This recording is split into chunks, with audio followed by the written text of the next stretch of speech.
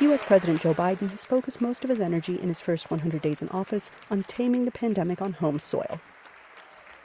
In this short, frantic period, though, he has made a few important gestures that have been welcomed in Africa.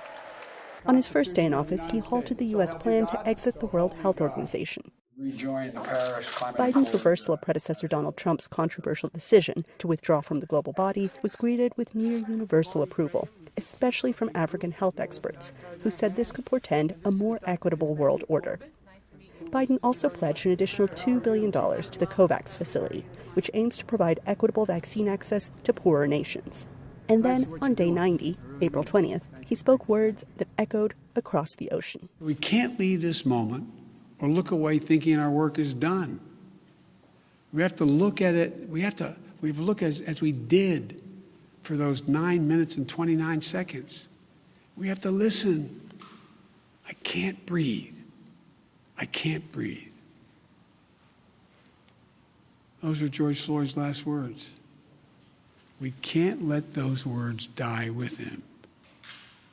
We have to keep hearing those words. George Floyd, an African American, was born in Houston and murdered in Minneapolis. But the African continent watched keenly as a jury handed a guilty verdict to his killer, ex-policeman Derek Chauvin. Floyd's slow suffocation under Chauvin's knee, which led to his death, was a linchpin for protests and calls for police reform in the United States. African analysts such as Asanda Gwasheng, a Cape Town-based diversity trainer and gender and race scholar, welcomed Biden's admission that the U.S. has a racial justice problem. South Africa is also struggling to overcome its own racial justice issues after centuries of colonialism and the brutal, racist apartheid regime.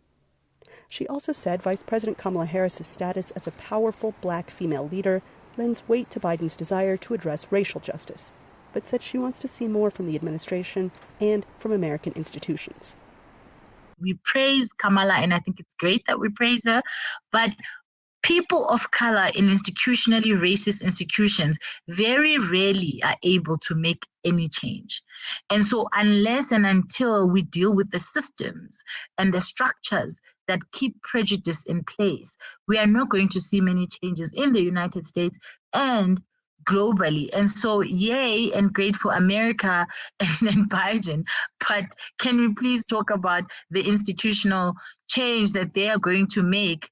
Johannesburg-based commentator Brooks Spector said that while Biden hasn't made any big changes to Africa policy, the fact that he isn't making radical, impulsive changes, as critics accuse Trump of doing, is a welcome change in itself. Spector recommends that Biden work to strengthen and maintain the African Growth and Opportunities Act, a U.S. trade program. Much of what has to happen is going to be demonstrated by doing things on the ground in a slow, steady, consistent pattern rather than these hectic policy changes of chopping and changing. If you want to demonstrate your support for economic growth on the continent, then you carry out the policies that encourage economic growth. Spector, who served as an American diplomat overseas for several decades, says time will tell on Biden's impact on Africa.